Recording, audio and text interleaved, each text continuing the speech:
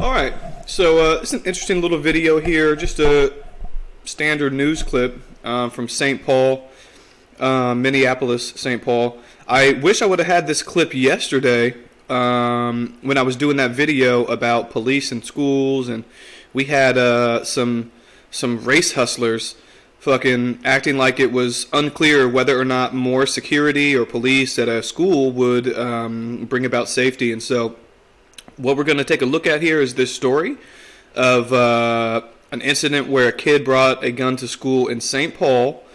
Minneapolis and St. Paul, famously, in the last couple of years, since the Summer of Love and the beatification of St. Floyd, have they've had more initiatives to get rid of police than they have to add additional police. I'll just say that.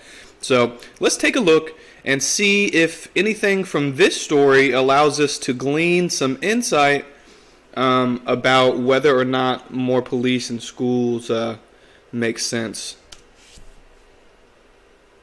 Reports of guns inside a St. Paul high school. Some families say enough is enough. And they're demanding enhanced security now for the safety of... Whoa! The families are demanding enhanced security. So these families, probably because of the last couple of years, are afraid to say outright that they want more police, but they will say that they want enhanced security, whatever that might mean. See, what enhanced security means, it doesn't mean police. What enhanced security means is we have some guys, we train them, we give them the authority to, if necessary, use force. We put them in uniforms so we can identify them. And since we know they're dealing with potentially armed suspects, we arm them. It's not police. It's enhanced security, and it's different. And you need to recognize that it's different. It's not police. It's just a uniformed group of trained individuals tasked with enforcing the law. It's different than police. Students at Harding High School.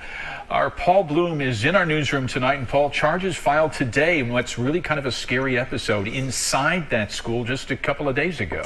Tim and Karen, we are talking about allegations of a loaded and chambered handgun inside Harding Senior High School. Apparently, the young man here talking about a 16-year-old with his hand on the trigger while inside the office of an administrator as the school goes on lockdown. This guy's got a bit of a cadence to what he's saying. He sounds like if you could put that to a beat, 16-year-old with the bullets loaded and chambered, 16-year-old with his hands on the trigger. Rhythmic, I like it. Clearly, there are some frayed nerves in that school community right now. Clearly, they're getting clear while inside the office of an administrator as the school goes on lockdown. Clearly, there are some frayed nerves in that school community right now. Clearly, they're getting in there. And whatever's happening, the message isn't being sent that guns aren't acceptable at Harding. And we need to make sure that happens. Not only is Barry Hand frustrated here, frankly, he has some... Whoa, frankly? It sounds like this news guy's doing a bit of a Trump impression. Frankly. Serious concerns about what's going on inside Harding Senior High School right now and the safety of his daughter there. The district and St. Paul police confirm several gun-related incidents inside the building over the last few months. Damn. So were the students afraid of the police while they confirmed that? Someone should ask. Because if the student perception of safety is affected by police investigating the guns being brought onto campus, then we could have a real pretzel on our hands. Including a frightening episode just this week. Now when it comes to guns, the funny thing is a fight, an argument, broken property can all be repaired once.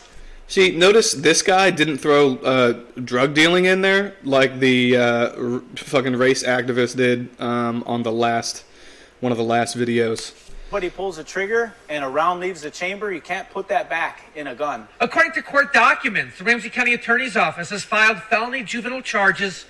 Oh my God, he got charged with a felony for bringing a loaded gun to school? But aren't we involving him in the criminal justice system too early now, and his whole life is going to be ruined? What race is he? What is his race? We need to be able to do our moral calculation. So please, tell us the relevant factors. Relevant factor number 1, what is his race? Relevant factor number 2, not relevant. That's a 16-year-old student who brought a loaded handgun into Harding on Wednesday. The petition states that the agitated teen had to be subdued in the assistant principal's office while the school went into lockdown. At one point, he allegedly had his finger on the trigger with the Glock in his sweatshirt pocket. Fortunately, staff was able to restrain him until police arrived. No one hurt. And that incident comes on the heels of another disturbing report of an armed altercation in a Harding High bathroom. All right, so A witness, Cap. when you see someone that has a bag that looks like this, I'm talking about this right here. When you see someone that has a bag that looks like this, it's not a fanny pack, it's not a purse, it's not a full-size bag. When you see someone that has a bag that looks like this, you assume that there's a Glock in that bag. This is just a safety tip from your friendly neighborhood propaganda breakdown technician. If you see someone with a bag like this, especially if it's Nike, Supreme, any sort of, Nike's not a premium brand, but any sort of premium designer brand of small satchel, assume the person has a Glock in the bag. It's a good assumption. It'll save your life. The encounter on their cell phone and sharing the video on social media that quickly spread across the Harding community. While Fox 9 has not independently confirmed this is the exact video, and a former teacher in the building. All right, I don't know, at the end of the day, who knows what the fuck happened? It sounds like an actual shooting didn't take place in this bathroom altercation. Major props to this fucking guy with the gun pointed at his head in a bathroom for fighting back so fucking bravely. Jesus fucking Christ. Like I said, in a different situation, that could go horribly wrong, and I would never recommend any course of action in a situation like this, because who knows what the fuck could happen. But major props to this guy for not bitching out. That takes huge balls. Insists it is. He argues that it is now time the district think long and hard about implementing some type of metal detector security for campus. Is that the kind of school we want our kids to be in? A little bit more about that bathroom encounter with the cell phone video. That was first reported April 1st. Now, police tell us it appeared to be between a 16-year-old suspect trying to get access to a 15-year-old victim's cell phone. The gun at one point pointed at the youngster's head, as you saw. It's not clear whether or not charges were filed in that one, but in this week's gun incident... It's not clear whether or not charges were filed.